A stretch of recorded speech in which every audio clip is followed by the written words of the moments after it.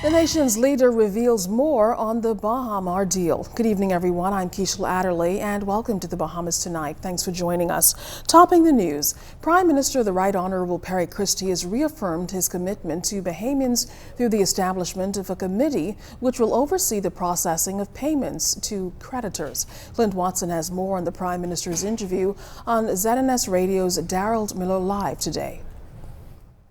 A special committee responsible for executing the claims of Bahamian and other creditors of the Baha Group of companies has now been formed as part of the agreement between the Export-Import Bank of China and the government to remobilize and complete construction of the Baha resort. It is anticipated that Bahamian employee claims will be settled no later than the 30th of September 2016 and that all other claims will be dealt with on or before the end of the year.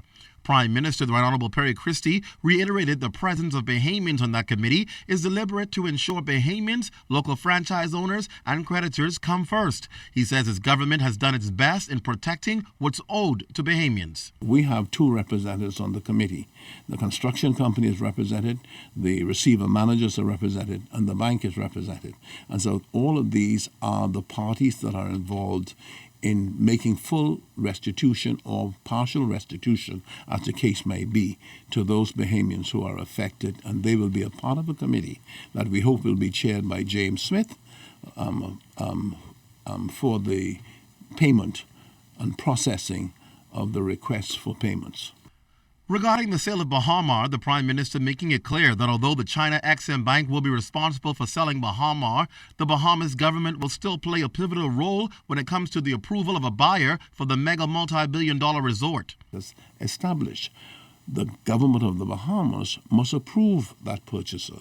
That purchaser will own and operate a casino, and the government of Bahamas must determine the fitness of the corporate group to be able to own property in the Bahamas and to administer the property in the Bahamas, and particularly when it comes to casinos.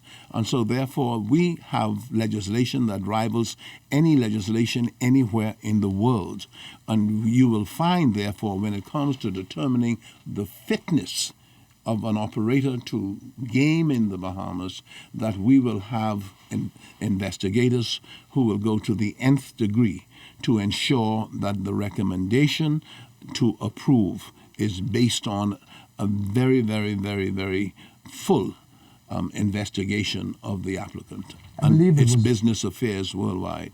As to that aggressive deadline to meet the proposed opening date of sometime before the end of the next winter season, 2016-2017, Prime Minister Christie concedes that assessments will need to happen first before a definitive date can be given. We do understand the dynamics of construction, which when you go in, is going to be the only time you determine what you meet and what you have to deal with. And so really the assessment has to be made once construction resumes as to the impacts of the weather, the salt, whatever levels of deterioration took place.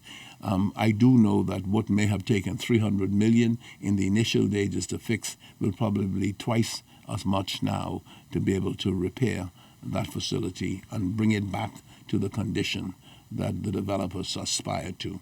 Speaking to the country's downgrade by both international credit rating agencies Moody's and Standard & Poor's, Mr. Christie believes a recent announcement and actions the government is taking to get Baha open will cause for a new evaluation and an improved outlook of the Bahamian economy.